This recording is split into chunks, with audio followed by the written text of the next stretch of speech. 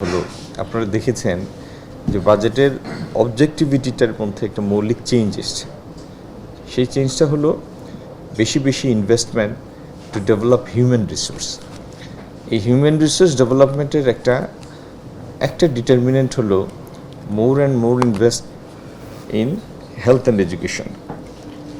আমাদের মাননীয় প্রধানমন্ত্রীর লক্ষ্য হলো ইভেন্চুয়ালি জিডিপির 5% বিনিয়োগ নিয়ে যাওয়া হেলথ এবং এডুকেশনের জন্য। এইবারের বাজেটে মানে এটা আমার প্রত্যাশারও বাইরে, কারণ বাজেট তো আসলে সরকার দায়িত্ব নেওয়ার মাস দেড় মাসের মাথায় বাজেট প্রণয়ন শুরু করতে হয়েছে। এবং আমি আমার বাজেট আলোচনায় বলেছি যে ভেরিয়েবলসগুলি সামনে রেখে অর্থমন্ত্রী মহোদয় বাজেটটা প্রণয়ন করেছেন। তার অনেকগুলি বা প্রায় সবগুলি উনি উত্তরাধিকার সূত্রে পেয়েছেন। নতুন করে ডিটারমিনেন্টগুলি চেঞ্জ করার মতো সুযোগ হয় নাই মাস দেড় মাসের মধ্যে। তো সেইগুলি বাস্তবতার সামনে রেখেও জিডিপির 2% নিয়ে যাওয়া বরাদ্দ, এটা বেশ একটা সাহসী ব্যাপার। সেভাবে স্বাস্থ্যক্ষেত্রে বরাদ্দ বেড়েছে, প্রায় 69,000 কোটি টাকার বরাদ্দ এসছে এবার, প্রায় 6% বাজেটের, যেটা আগে কম ছিল, 4% মতো ছিল। কিন্তু মুশকিল হচ্ছে আমাদের এই আশপাশের দেশ বা যে কোনো অর্থনীতির সাথে মিলান, এই চিকিৎসা ক্ষেত্রে মানুষের পকেটের টাকার সংশ্লিষ্টতা সব থেকে বেশি। বাংলাদেশে out of pocket medical expense হচ্ছে প্রায় 3/4, 75%। ইভেন নেপাল, ভুটান, ইন্ডিয়া, পাকিস্তান, আফগানিস্তান, এদের আউট অফ পকেট এক্সপেন্স আমাদের থেকে কম। কিন্তু এর থেকে বড় দুঃখের কথা হলো যে পরিমাণ বরাদ্দ যায় তার একটা বিশাল অংশ হারিয়ে যায়। It's not spent for real cause. এই টাকার বরকত আসে না। সামান্য যে পরিমাণ হয় এটা সন্তোষজনক না, কিন্তু যতটুকু হয় ততটুকু রিটার্ন আসে না, কারণ প্রপারলি স্পেন্ড হয় না। এবং প্রপারলি স্পেন্ড না হওয়ার অনেকগুলি কারণ। একটা হলো এই যে পরিকল্পনার দুর্বলতা।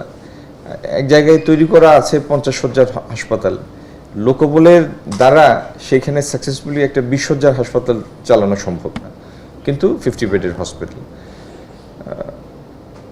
এগুলি খুব একটা দুঃখজনক ব্যাপার। অনেকগুলি বিল্ডিং আমরা তৈরি করেছি, সেই বিল্ডিংয়ের ইউজার কারা সেটা আগে ডিফাইন করা হয় নাই, কিন্তু শত শত কোটি টাকার বিল্ডিং তৈরি হয়ে বসে আছে।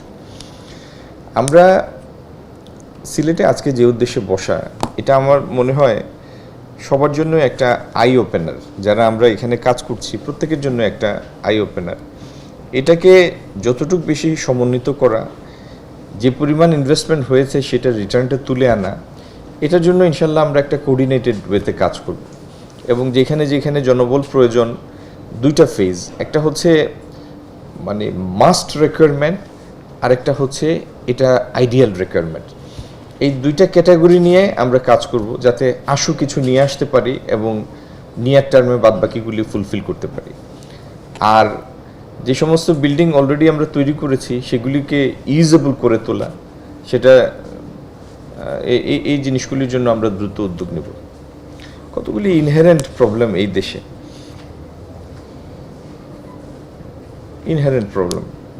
যাই হোক, এগুলি থেকে বের হওয়াটাই একটা চ্যালেঞ্জ, এবং বের হওয়ার নাম হবে এফিসিয়েন্সি। একটা কাজ দুইভাবে করা যায়, যে কোনোভাবে একটা কাজ করে ফেলা, তারপর মুখ ঘুরিয়ে আরেক দিকে হাঁটা শুরু করা। আরেকটা কাজ হলো, উপায় হলো একটা কাজ এফিশিয়েন্টলি করা, যাতে যে উদ্দেশ্যে করা সেটার সার্থকতা থাকে, সেই রিটার্নটা পাওয়া যায়। তো আমরা চেষ্টা করব গরিব দেশ যে বরাদ্দই আছে সেটার পুরোপুরি বরকত যেন পাই, সেটার জন্য আমরা সমন্বিতভাবে চেষ্টা করব। আর আপনারা যেগুলি তৈরি করেছেন আপনাদের চাহিদাপত্র, এগুলি একটু আমার সাথে শেয়ার করেন।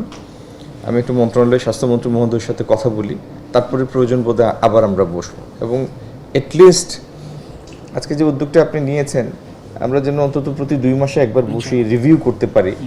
এবং যেদিন আমরা পরবর্তীতে যেদিন বসার আগে একটা ইনস্টিটিউট ঘুরে এসে তারপরে বসবো। হ্যাঁ, তাহলে প্রত্যেকের একটু গায়ে, আমাদেরই প্রত্যেকের গায়ে লাগবে যে অগ্রগতি কোথায় বা কোথায় আমরা পিছালাম, এটা আমরা যেন ফিজিক্যালি ক্যারি করতে পারি, সেভাবে আমরা নিজেদের অ্যালাইন করে নেব।